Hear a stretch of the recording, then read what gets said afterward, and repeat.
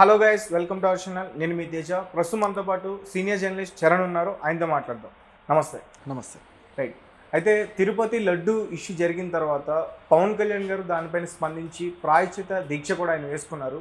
అయితే చాలామంది కూడా పవన్ కళ్యాణ్ గారిని చాలా ట్రోల్ చేస్తున్నారు. అంటే గతంలో ఆయన ఏదైతే చెప్పిన మాటలు ఉన్నాయో ఆయన రాజకీయాల్లో ప్రవేశించినప్పుడు ఆ మాటలు కానీ, అలాగే ఆయన సినిమాలో ఒక సాంగ్ రాసుకున్నారు, నారాజు గాకురం అన్నయ్య. ఆ సాంగ్లో కొన్ని లిరిక్స్ని కూడా పెట్టి చాలామంది ట్రోల్ చేస్తున్నారు. అసలు ఎందుకు ట్రోల్ చేస్తున్నారు, దీని గురించి అన్న తెలుసుకోవచ్చా? అంటే ఇప్పుడు ఆల్రెడీ వాళ్ళు కంపారిటివ్గా చేసి చూపించేశారు. ఆ ట్రోలింగ్లో కూడా పొలిటికల్ ట్రోలింగ్ కాబట్టి ఇది ఏం చేశారంటే కంపారిటివ్గా అతను పాటలో ఏముంది, పవన్ కళ్యాణ్ గారి పాటలో ఏముంది, అలాగే ఆయన చేస్తున్న యాక్టివిటీ ఏంటి పొలిటీషియన్గా, ఈ రెండింటికి మధ్య ఉన్న డైవర్షన్, అంటే వాటి మధ్య ఉన్న వ్యత్యాసాన్ని చూపిస్తూ ఈ ట్రోలింగ్ జరుగుతుంది. అంత వ్యత్యాసం ఎందుకు వచ్చింది అని చెప్పి చూస్తే ఇక్కడ గమనించాల్సిన విషయం, ఇప్పుడు సినిమాల్లో రకరకాల పద్ధతుల్లో పాటలు ఉంటాయి, దాన్ని పట్టుకొని ట్రోల్ చేయాల్సిన అవసరం ఉందా అంటే గమనించి చూస్తే జానీ సినిమాలోది సాంగ్. జానీ సినిమా పవన్ కళ్యాణ్ గారి డైరెక్షన్లో వచ్చింది. సో ఆయన డైరెక్షన్లో ఆయన తీసిన సాంగ్ కాబట్టి ఆటోమేటిక్గా తన సొంత ఉద్దేశాలు, సొంత అభిప్రాయాలు ఆ పాటలో పెట్టుకొని ఆయన తీసుంటాడనేది అందరూ గెస్ట్ చేస్తారు. పైగా ఎప్పటి నుంచో నిజం చెప్పాలంటే ఆయన రాజకీయాల్లోకి వచ్చిన తర్వాత ఆయన వ్యాఖ్యల్లో మార్పు వచ్చింది, కానీ రాజకీయాల్లో రాకముందు కూడా ఆయన ఎప్పుడు కులాన్ని గురించి కానీ మతాన్ని గురించి కానీ ఓన్నెస్తో ఎప్పుడు మాట్లాడలేదు. నేను పలానా మతం అనుసరిస్తాను, పలానా సిద్ధాంతం లేదా పలానా కులాన్ని నేను ఇష్టపడతాను, ఇవి ఎప్పుడు చెప్పలేదు. కులాలు అనే వాటిని ద్వేషిస్తాననే మాట్లాడాడు, మతాలు లేకపోతే మత రాజకీయాలు అనే వాటిని అసహించుకుంటూనే మాట్లాడాడు. ఎప్పుడైతే రాజకీయాల్లోకి వచ్చాడో, రాజకీయాల్లో కూడా మొదటి దశలో పవన్ కళ్యాణ్ వేరు, ఇప్పుడున్న పవన్ కళ్యాణ్ వేరు. తొలి దశ పవన్ కళ్యాణ్ చేగువేరా అభిమాని. అంటే దశల విషయం పక్కన పెడితే గెలిచిన తర్వాత గెలవక ముందు అనుకుంటే బెటర్ ఏమో. లేదు, గెలవక ముందు అంటే ఎలక్షన్కు ముందు నుంచే పవన్ కళ్యాణ్ గారి స్ట్రాటజీలు వేరుగా ఉన్నాయి. ఎప్పుడైతే బీజేపీ తోటి మొదలు పెట్టాడో, కూటమి ప్రభుత్వం అన్నప్పటి నుంచే ఆయన ఆలోచన వేరేగా సాగింది. బీజేపీతో కలవక ముందు ఆయన పరిస్థితి ఏంటి, కమ్యూనిస్ట్ పార్టీలతో కలిసి ఉన్నాడు. ఏపీలో పవన్ కళ్యాణ్ గారికి 1% ఓటింగ్ కూడా లేని టైంలో కూడా ఆయన కమ్యూనిస్ట్ పార్టీలతో కలిసి ఉన్నాడు, కమ్యూనిస్ట్ పార్టీలతో రాజకీయం చేశాడు. అయితే అప్పుడు ఆయనకు మద్దతు ఇచ్చిన ఆ పార్టీలు గెలవలేదు, పవన్ కళ్యాణ్ గారు గెలవలేదు, ఆ పార్టీ నుంచి ఎవరు ఒకే ఒక వ్యక్తి గెలిచాడు. తర్వాత ఆయన కూడా వెళ్ళి వైసీపీలో జాయిన్ అయిపోయాడు అనుకోండి. అప్పుడున్న స్ట్రాటజీ ఏంటంటే, అప్పుడు కూడా అదే చెప్పాడు, నేనేం కాపుల కోసం రాజకీయాల్లోకి రాలేదు, కాపులను ఉద్ధరించడానికి కాదు, నాకు అందరూ కావాలని చెప్పేసి ఆ రోజుల్లో కూడా అన్నాడు. అలాగే దళిత బహుజన వర్గాల కోసం మాట్లాడతానని చెప్పేసి అన్నాడు. ఇట్లా రకరకాలుగా మైనార్టీల గురించి మాట్లాడుతా అన్నాడు. అన్నీ చెప్పింది ఆయనే. ఎప్పుడైతే ఆయన స్ట్రాటజీ మార్చుకొని బీజేపీతోటి మొదలుపెట్టాడో, బీజేపీతోటి ఆయన సఖ్యత మొదలయ్యి మొదటిసారి వాళ్ళు కలిసినప్పుడు ఆయన ఇచ్చే స్టేట్మెంట్ ఏంటంటే, మాకు భావజాలం కలిసింది అని చెప్పి పవన్ కళ్యాణ్ గారు స్టేట్మెంట్ ఇచ్చారు. భావజాలం కలవటం ఏంటి, పవన్ కళ్యాణ్ భావజాలం ఏమో ఒక కమ్యూనిస్ట్ ఐడియాలజీ లాంటిది, చేగువేరా ఇన్స్పిరేషన్. చేగువేరా ఎంత పెద్ద పోరాట యోధుడు అందరికీ తెలిసిందే. అటువంటి వాడిని ఇన్స్పైర్ అయిన వ్యక్తి, కమ్యూనిస్టు పార్టీలతో సిద్ధాంతం పరంగా మేమంతా ఒకటే అని చెప్పుకున్న వ్యక్తి, ఇప్పుడు సడన్గా రైట్ వింగ్ పార్టీతోటి జతకట్టి మేము మా సిద్ధాంతాలు కలిసిపోయేట్టు దాన్ని ఎలా అర్థం చేసుకోవాలి? మారింది పార్టీ సిద్ధాంతాల, పార్టీ నాయకుడు కోరుకుని చేస్తాడు అనుకోవచ్చుగా. రాజకీయం మీరు ఎలాగైనా చేయండి, కానీ సిద్ధాంతాల పరమైన మాటలు ఎందుకు? ఇప్పుడు సిద్ధాంతాలు మీరు మార్చుకుంటే అదైనా చెప్పండి, నేను నా సిద్ధాంతాలు మార్చుకున్నాను, నేను కాల్ మార్క్స్నో లేకపోతే చేగువేరానో నేను నమ్మను, ఆ సిద్ధాంతాలు ఏవైతే ఉన్నాయో ఈ క్యాపిటలిజాన్ని బద్దలు కొట్టే సిద్ధాంతాలు లేకపోతే సోషలిస్ట్ సిద్ధాంతాలు వీటిని నేను నమ్మననే చెప్పానండి. కొంతమంది మనుషులు నడుచుకుంటారనేది నేను ఒక బుక్లో విన్నాను, అదే పాటిస్తున్నాడు అనుకోవచ్చుగా. అదే కదా, దానికోసమే ఇప్పుడు ఏవైతే మీమ్స్ కావచ్చు, ట్రోలింగ్ కావచ్చు జరుగుతుందో దానికోసమే. రాజకీయ నాయకులు కాలానుగుణంగా వాళ్ళను వాళ్ళు మార్చుకుంటూ వెళితే అది ఊసరవల్లి లాంటి స్వభావం అవుతుంది. కాబట్టి ట్రోలింగ్ జరుగుతుంది, లేకపోతే ఎందుకు జరుగుతుంది? సో ప్రజలు అమాయకులు కాదు కదా. ఈయన చూసిన కమ్యూనిజాన్ని ప్రజలు చూశారు, ఈయన చదివిన చేగువేరాని ప్రజలు చదివారు, ఈయన ఇప్పుడు జతకట్టిన పార్టీ పరిపాలనని 10 ఏళ్ళుగా ప్రజలు చూస్తూ ఉన్నారు. కాబట్టి ప్రజలకు అన్నీ తెలుసు, వాళ్ళేం అమాయకులు కాదు. కాకపోతే ఓవరాల్గా దీని మీద వాళ్ళకంటూ ఒక ఒపీనియన్ అనేది ఏర్పడింది. పవన్ కళ్యాణ్ గారు ఈరోజు ప్రాయశ్చిత్త దీక్ష అని మొదలుపెట్టారు.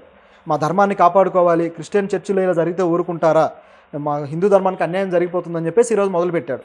కానీ ఆ రిపోర్టులోనే సరైన, ఇప్పుడు మీరు చెప్పింది ఒకసారి మళ్ళీ చెప్పండి. క్రిస్టియన్ చర్చిలో ఈ విధంగా జరిగితే మీరు ఊరుకుంటారా అని చెప్పేసి ఆయన మీడియా ముందు కౌంటర్ వేశాడు. ఎవరిని అన్నాడు అది డైరెక్ట్గా? జగన్ గారికి కౌంటర్. అంటే మా దగ్గర ఈ లడ్డు కల్తీ చేశారు, మీరు ఇట్లా అపచారం చేశారు, ఇలాంటి అపచారం మీ చర్చిలో చేస్తే ఊరుకుంటారనేది ఆయన పాయింట్. అసలు మధ్యలో చర్చిలు ఎందుకు వచ్చాయి? ఇప్పుడు లడ్డూలో కల్తీ కలిసిందన్న విషయం ఓకే, అంతే. దీనికి మధ్యలో క్రిస్టియన్స్ ఎందుకు అదే తీసుకొచ్చారు అడుగుతున్నాను నేను, ఎందుకు వచ్చింది అంటే జగన్ గారు క్రిస్టియన్ కాబట్టి ఆయన పక్క మతం మీద ద్వేషంతో ఈ పని చేశాడు అనేది ప్రజల్లో ఒక సబ్కాన్షియస్గా వేయడం కోసం చేసిన మాట ఇది. ఇలా మాట్లాడకూడదు, ఎందుకంటే మతపరమైన డైవర్షన్ ఏదైతే వస్తుందో అది ఇక్కడ వస్తుంది. ప్రజలు తప్పుగా అర్థం చేసుకుంటే వాళ్ళలో విద్వేషాలు లేకపోతే ఆవేశం రెచ్చగొట్టినట్టే కదా. ఇది ఏమాత్రం సరైనది కాదు. మా మతానికి మీరు అన్యాయం చేశారు, ఇది కూడా కరెక్ట్ కాదు. ఎందుకంటే మతానికి అన్యాయం చేయడం ప్రభుత్వం డ్యూటీ కాదు. ప్రభుత్వం లేకపోతే ప్రభుత్వానికి ఒక మతం ఉండదు. మా మతానికి అంటే అసలు ప్రభుత్వం ఏ మతాన్నైనా సమానంగా చూస్తుంది. కాబట్టి మా మతానికి అనే పాయింటే తప్పు. ఇక్కడ జరిగినది ఇష్యూ బేస్డ్గా ఉండాలి తప్పితే రిలీజియస్గా మార్చేయడం అనేది కరెక్ట్ కాదు. రైట్ అన్న. ఇంకో క్వశ్చన్ అంటే ఇంకొక కామెంట్ కూడా ఒకటి నేను చూసా. ఇప్పుడు పవన్ కళ్యాణ్ గారు తిరుపతి కోసం ప్రాయశ్చిత్త దీక్ష చేస్తున్నారు. మరి ఇందాక మీరు అన్నట్టుగానే మరి క్రిస్టియన్స్ చర్చిలు కోల్గొట్టినప్పుడు కానీ ముస్లిమ్స్ యొక్క మసీదులు కోల్గొట్టినప్పుడు కానీ ఆయన ఎప్పుడైనా స్పందించారా, మాట్లాడారా? అలాంటి క్లిప్స్ అని ఉన్నాయా? ఏది ఆయన స్పందించలేదే. అప్పుడు దీక్షలు లేవు, అప్పుడు స్పందనలు లేవు. అదే ఇప్పుడు పవన్ కళ్యాణ్ గారిది స్ట్రాటజీలో ఎందుకు ఈ వేరియేషన్ అనేది ఇప్పుడున్న ప్రశ్న. మొదట్లో నాకు అన్ని మతాలు ఒకటే అని చెప్పగలిగిన వ్యక్తి ఇప్పుడు ఎందుకు ఈ విధంగా మాట్లాడుతున్నాడు అనేది ప్రశ్న. అంతెందుకు ఇప్పుడు ఈ విధంగా ఈయన దీక్షలు చేసి ప్రాయశ్చిత్తం చేసుకుంటున్నామని మాట్లాడినందుకే జాతీయ స్థాయిలో కూడా అత్యంత ఫేమస్ అయిన ఒక యూట్యూబ్ ఛానల్ అతను ధ్రువరాటి అని చెప్పేసి ఒక అతను ఉన్నాడు. గత కొద్ది కాలంగా ఇండియాలోనే టాప్ యూట్యూబ్ ఛానల్ ఇన్ఫ్లుయెన్సర్ అతను. ఇలాంటి పొలిటికల్ ఇష్యూస్ మీద మాట్లాడుతూ ఉంటాడు. అతను ఐ థింక్ జర్మనీలో ఉంటాడు. బీజేపీకి అతను కొద్దిగా వ్యతిరేకంగా మాట్లాడినందుకు ఆయన మీద బాగా ట్రోలింగ్ కూడా చేశారు వాళ్ళు. ఈరోజు అతను కూడా పవన్ కళ్యాణ్ మీద వరుసగా ట్వీట్లు చేస్తున్నాడు. తన ఛానల్లో కొన్ని ఇష్యూ బేస్డ్గా ఇవన్నీ మాట్లాడుతున్నాడు. పవన్ కళ్యాణ్ నిజంగా అంత నిజమైన సనాతన ధర్మవాది అయితే ఇద్దరు హిందూ భార్యలను వదిలేసి మూడవ క్రిస్టియన్ భార్యను ఎందుకు చేసుకున్నాడు క్రిస్టియన్ వ్యక్తిని అని చెప్పేసి ఆయన ట్వీట్ చేశాడు. ఓకే. సో అది లాజికలే కదా మరి. ఆ విధంగా చూసుకుంటే అంటే పర్సనల్గా తన జీవితంలో క్రిస్టియన్లు ఉంటారు, అందరూ ఉంటారు. కానీ తాను మాత్రం ఇటువంటి విమర్శలు అవతల పార్టీ మీద చేస్తారు. మీరు క్రిస్టియన్లు కాబట్టి నష్టం చేశారు మాకు అని. ఓకే. నాకు ఇప్పుడు ఒక క్లారిటీ వచ్చింది ఎందుకు ఆ లిరిక్స్ వైరల్ అయినాయి. యా, ఒకసారి ఆ లిరిక్స్ గురించి చెప్తారా? ఆ లిరిక్స్ అనేవి పవన్ కళ్యాణ్ గారు మత సామరస్యాన్ని ఉద్దేశిస్తూ రాయించుకున్న లిరిక్స్. చాలా మంది ఇష్టపడతారు ఆ సాంగ్. యా, ఆ సాంగ్ అనేది ఆ రోజుల్లో చాలా మంచి ఉద్దేశాలతో రాసిన సాంగ్. అది ప్రజల్లోకి బాగా వెళ్ళింది కూడా. మహారాజు గాకుర్మ అనే సాంగ్, అందులో కొన్ని మాటలు కూడా బాగుంటాయి. అంటే రాజకీయ నాయకులు ఏ విధంగా ప్రజల్ని మభ్యపెడుతున్నారు అనే విషయాన్ని ఆయన బాగా రాశాడు. అంటే మా ధర్మమే గొప్ప అంటారు, మా ధర్మమే అనుసరించమంటారు, మా మతాన్ని పాటించమంటారు అని చెప్పేసి రాస్తాడు. ఇదే వీళ్ళ రాజకీయం అని చెప్పేసి రాస్తాడు. సో ఎంత మంచి లిరిక్స్ అవి. ఇప్పుడు ఏం జరుగుతుంది? అదే జరుగుతుంది. పవన్ కళ్యాణ్ గారు అలాగే చంద్రబాబు గారు అదే చేస్తున్నారు ఇక్కడ. సో తనకు తానే సెటర్ వేసుకున్నట్టు అయిపోయింది ఆ పాటలోని లిరిక్స్ తోటి. అందుకని చెప్పేసి అది ఇప్పుడు ట్రోల్ చేస్తున్నారు. నాయకుడిని నమ్మొద్దు అని చెప్పేసి అందులో హుక్ వర్డ్ ఉంటుంది అనమాట. ఇది ఇప్పుడు ట్రోలింగ్ అవుతుంది. అది రాసిన మాస్టర్జీ గారు మంచి ప్రజా రచయిత. నిజం చెప్పాలంటే ఇటువంటివి చైతన్యవంతమైన పాటలు ఎన్నో రాశారు ఆయన. అందులోనే ఒక మంచి సేయింగ్ వాడతాడు. గుర్రం జాషువా గారి సేయింగ్ అది. విశ్వనరుడు నేనని చెప్పేసి ఒక మాట ఉంటుంది గుర్రం జాషువా గారిది. ఆ మాటని ఇక్కడ వాడతాడు. అంటే కులాలు మతాలు ఇవన్నీ పక్కన పెట్టేయాలి, మనం అందరం కూడా విశ్వనరులం, అంటే వీటన్నిటికి అతీతమైన మనుషులం అని చెప్పేసి ఒక అద్భుతమైన ఇది ఉంటుంది అన్నమాట. గొప్ప ఫిలాసఫీ ఉంటుంది ఆ మాటలో. దాన్ని తీసుకొచ్చి వాడతాడు ఇక్కడ రచయిత. ఇంత మంచి ఉద్దేశము భావం కలిగిన పాట రాయించుకున్నప్పుడు పవన్ కళ్యాణ్ అభిప్రాయాలు అవి, ఇప్పుడు పవన్ కళ్యాణ్ అభిప్రాయాలు ఇవి అనేది ఇక్కడ ఉన్న తేడా. ఒక మనిషి మార్పుకి ఇది ఉదాహరణ. రైట్. టోటల్గా పవన్ కళ్యాణ్ బీజేపీతో కలిసిన తర్వాత మారిపోయడమే అనేది చెప్తున్నారు, అంతేనా? కలిసిన తర్వాత మారడం కాదు, ఇటువంటి మార్పును ఆయన అంటే పర్సనల్గా ఆయన లోపల ఎటువంటి అభిప్రాయాలు ఉన్నాయనేది గతం నుంచి ఉన్నాయా మధ్యలో వచ్చాయనేది మనం చెప్పలేం. బహుశా ఆయన ఆ అభిప్రాయాలను ఏర్పరచుకునే క్రమంలో కూడా కాస్త మధ్యస్థంగా అటు ఇటుగా జంప్ అయి ఉండొచ్చు. ఎందుకంటే సారస్వతాలు చదువుతూ ఉండగా, సిద్ధాంతాలను అర్థం చేసుకుంటూ ఉండగా అంత త్వరగా ఒక డెసిషన్కి ఒక వైపుకు రాలేరు. కాబట్టి ఇట్లా అంటే అభిప్రాయాలు ఏవైనా సరే ఒకేసారి మారిపోయాయని మనం చెప్పలేం. బహుశా అవి మారుతూ ఉన్న క్రమంలోనే ఆయన రాజకీయంగా స్ట్రాటజీలు కూడా మార్చుకొని ఉండొచ్చు. లేదా నా రాజకీయానికి ఈ స్ట్రాటజీ ఉపయోగపడుతుందని ఆయనే స్వతహాగా ఇటువంటి నిర్ణయాలు తీసుకొని ఉండొచ్చు. ఎందుకంటే ఓవరాల్గా రాజకీయాల్లో అధికారం చేజిక్కించుకోవడమే ఫైనల్ డెస్టినేషన్. దానికోసం ఎటువంటి స్ట్రాటజీలు నడపాలనే దానికి ఆయనకు స్కెచ్ ఉండొచ్చు. ఇప్పుడు ఇక్కడ సినిమాలు వేరు, రాజకీయాలు వేరు కదా. ఆయన ఇప్పుడు తీసింది కాదా సినిమా, ఎప్పుడో తీసింది. అంటే దీన్ని చేయడం తప్పని నాకు అనిపిస్తుంది. అది ఎందుకు తప్పు అవుతుంది? ఇప్పుడు మారింది ఎవరు? పవన్ కళ్యాణ్ గారు.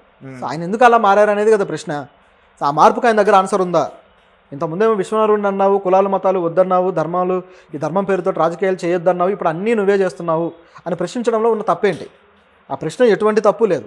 ఇంకొకటి మీమ్స్ పేజ్లో కూడా పవన్ కళ్యాణ్ గారి గురించి అంటే ఆ బీఫ్ గురించి మాట్లాడింది ఒక వ్యాఖ్యలు కూడా వైరల్ అవుతుంది.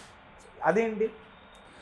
పవన్ కళ్యాణ్ గారు బీఫ్ మీద ఆ మధ్యకాలంలో, ఇప్పుడు కాదు, ఆ మధ్యకాలంలో ఒక మాట అన్నాడు. ఇప్పుడైతే దీన్ని అపచారం అంటున్నారు. నిజానికి అంటే లడ్డూకు సంబంధించిన విషయంలో అది అపచారమే, కానీ జరిగిందా లేదా అనే దాంట్లోనే క్లారిటీ లేదు. కోర్టుకు కూడా వెళ్తున్నారు అందరూ చూస్తే. సుబ్రహ్మణ్య స్వామి ఎవరైతే ఉన్నారో సీనియర్ బీజేపీ నాయకుడు, అడ్వకేటు, ఆయన కోర్టులో ఇప్పుడు ప్రజా ప్రయోజన వ్యాజ్యం కూడా వేశాడు. అసలు దీని మీద మీరు తేల్చండి, స్పెషల్ సిట్ వేయండి అని చెప్పేసి ఆయన కోర్టుకు వెళ్ళాడు. ఇప్పుడు చచ్చినట్టు దాని మీద ఎంక్వైరీ అయితే జరుగుతుంది. సుప్రీంకోర్టు దీన్ని యాక్సెప్ట్ చేసి ఏం చేస్తుందో చూడాలి. ఓకే. అయితే ఆయన వెనకాల జగన్ ఉన్నాడు అనేది వాస్తవం. ఎందుకంటే జగన్కి సంబంధించిన అనేక విషయాల్లో సుబ్రహ్మణ్య స్వామి చాలా సందర్భాల్లో రియాక్ట్ అయ్యాడు, కాబట్టి ఈయన కోర్టుకు వెళ్ళాడు. ఇది ఒక యాంగిల్. అయితే బీఫ్కి సంబంధించి పవన్ కళ్యాణ్ గారు మాట్లాడింది మరొక యాంగిల్. గతంలో ఆయన ఎలక్షన్ క్యాంపెయిన్లో చేస్తున్నప్పుడు మాట్లాడిన మాటలు అనమాట. అదోసారి చూస్తే అంటే ఆయన మాటలకి ఆయన ఇప్పుడున్న అభిప్రాయాలకి మధ్య తేడా చూడాలి మనం. ఆయన ఏమన్నాడంటే, eating beef is not a bad if vegetarians are great and peaceful then who did Gujarat 2002. అంటే దీని అర్థం ఏంటంటే 2002లో గుజరాత్ అల్లర్లు జరిగాయి. ఆ అల్లర్లలో అనేక మంది, వందల మంది చనిపోయారు, వేల మంది నిరాశ్రయులయ్యారు, అనేక మంది మహిళలు రేపుకు గురయ్యారు. ఎవరు ఆ మహిళలు? ఎవరు? ఏ వర్గానికి చెందిన వాళ్ళు?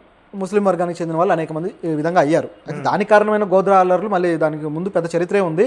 అయితే ఈ గుజరాత్లో జరిగిన ఇష్యూ అనేది గుజరాత్ ప్రభుత్వానికి, ఆ రోజుల్లో గుజరాత్ సీఎంగా ఉన్న మోదీ గారికి, అలాగే అమిత్ షా గారికి, వీళ్ళందరికీ చాలా చెడ్డ పేరు తీసుకొచ్చింది. ఆ కేసు ఇప్పటికీ సాగుతూనే ఉంది. ఈ విధంగా జరుగుతూ ఉంది. అయితే దాంట్లో ముఖ్యంగా ఈ ముస్లిం కమ్యూనిటీలో అనేక మంది మీద కొద్దిగా అత్యాచారాలు ఇటువంటివి జరిగాయి. ఇందులో కీలకంగా బిల్కిస్ బానో కేసు అనేది ఒక బాగా సెన్సేషన్ అయిన ఇష్యూ. ఆ కేసుకు సంబంధించి ఆ బిల్కిస్ బానో అనే మహిళ మీద కొంతమంది అత్యాచారం చేశారు, సామూహిక అత్యాచారం చేయడము, అలాగే ఆమె కుటుంబంలోని 14 మందిని చంపేశారు, సజీవ దహనాలు చేసేశారు. సో వాళ్ళందరినీ అరెస్ట్ చేశారు. చేసిన తర్వాత వాళ్ళు ఎవరయ్యా అని చూస్తే ఆ వ్యక్తులు చాలామంది కూడా బ్రాహ్మిన్స్, ఆ కుటుంబంలో చేసిన వాళ్ళు. అయితే ఇక్కడ కులాన్ని మనం సంబోధించడమో లేదా కులాన్ని తప్పుపట్టడమో కాదు. అది ఎందుకు సంబోధించాల్సి వస్తుందంటే వెజిటేరియన్స్, నాన్ వెజిటేరియన్స్ అనే తేడా కోసం సంబోధించాల్సి వస్తుంది తప్పితే కులానికి సంబంధించిన ఎటువంటి నెగిటివిటీ కాదు ఇది. ఓకే. అంటే ఉద్దేశపూర్వకంగా అయితే మనం అనట్లేదు, కేవలం ఆ ఇష్యూని మాట్లాడుతున్నాం కాబట్టి దీన్ని ఈ విధంగా తీసుకోవాలి. అయితే ఇక్కడ అరెస్ట్ అయిన వాళ్ళు ఎవరైతే ఉన్నారో 10-11 మంది ఉన్నారు. వాళ్ళకి శిక్షల కోసం చాలా కాలం ఆవిడ పోరాడుతూ వచ్చింది. అలా జరిగి మొత్తానికి ఒక 2 years బ్యాక్ ఏమో వాళ్ళందరినీ రిలీజ్ చేశారు. వాళ్ళకి సత్ప్రవర్తన కింద శిక్షలు పడ్డాయి. పడిన తర్వాత సత్ప్రవర్తన కింద వాళ్ళని రిలీజ్ చేసేసారు అందరినీ. సో దాంతో మళ్ళీ వాళ్ళు పోరాటం చేయడానికి మొదలుపెట్టారు. ఇక వాళ్ళ పోరాటం వీగిపోయింది. వాళ్ళందరూ ఇప్పుడు బయటకు వచ్చేసారు. అంతమంది రేపులు చేస్తే వాళ్ళు బయటకు వచ్చారు. చివరికి వాళ్ళకి వాళ్ళ కమ్యూనిటీ పీపుల్ అంతా కూడా ఎవరైతే ఉన్నారో వాళ్ళంతా వచ్చిన నిందితులు, అరెస్ట్ నుంచి వచ్చిన నిందితులందరికీ దండలు వేసి వాళ్ళందరినీ ఊరేగించి ఘనంగా జరుపుకున్నారు. వాళ్ళంతా రేపిస్టులు. సో ఇంత ఘోరంగా జరిగింది. సో ఈ ఇష్యూని గతంలో పవన్ కళ్యాణ్ గారు ఈ విధంగా కోట్ చేశారనమాట. అంటే బీఫ్ తినడం తప్పు, లేకపోతే బీఫ్ తిని మా మతాన్ని ఇట్లా అవమానపరుస్తున్నారు, రకరకాలుగా వచ్చినప్పుడు ఇప్పుడు కొన్ని మతాల్లో అది ఆచారపరంగా ఉంది, బీఫ్ తినడం కొన్ని మతాల్లో ఉంది, దానికి ఎవరేం చేస్తారు? సో దాన్ని పవన్ కళ్యాణ్ గారు ఓ పాయింట్అవుట్ చేశారు. బీఫ్ తినడం అనేది తప్పేం కాదు, బీఫ్ తింటే వాళ్ళు ఏమీ రాక్షసులు అయిపోరు. ఒకవేళ అదే నిజమైతే ఇప్పుడు ఏదైతే గుజరాత్లో ఈ అల్లర్లు జరిగాయో అక్కడ గుజరాత్లో జరిగేది వాళ్ళంతా వెజిటేరియన్స్ కదా. వెజిటేరియన్ అనేది ఏదో సాత్వికమైన మనస్తత్వం వల్ల ఉంటుంది అని మీరు అనుకుంటే గుజరాత్లో ఇంతటి అల్లర్లు జరిగేవి కాదు అని ఆయన పాయింట్ చెప్పాడు. ఓకే. అంటే అక్కడ ఎవరైతే నిందితులు ఉన్నారో వాళ్ళందరూ కూడా వెజిటేరియన్స్. ఆ వెజిటేరియన్సే మరి రేపులు చేశారు, తగలబెట్టడాలు చేశారు, సజీవ దహనాలు చేశారు. సో అంటే వెజిటేరియన్కి నాన్ వెజిటేరియన్కి మధ్య క్యారెక్టర్లో లేకపోతే హింసా ప్రవృత్తి పెరుగుతుందనో తగ్గుతుందనో మనం జడ్జి చేయకూడదు అనేది పవన్ కళ్యాణ్ గారి పాయింట్. ఇప్పుడు ఇది కూడా వైరల్ అవుతుంది. సో ఈ విధంగా ఆయన అభిప్రాయాల మీద ఆయనకే ఒక కాంట్రడిక్షన్ ఉంది. సో ఆయనలో ఉన్న కన్ఫ్యూజన్ చాలాసార్లు నాకు తెక్కుంది లెక్కుంది అని మాట్లాడే డైలాగుల మీద కూడా సెటైర్లు అందుకే వస్తాయి. ఆయనకి తెక్కుంటుంది కానీ లెక్కుండదు, ఆయన లెక్కలో ఎంత అలవాటు పడతాడు అనేది ఇక్కడ కనిపించే విషయం. రైట్. ఓకేనా, థ్యాంక్ యూ సో మచ్.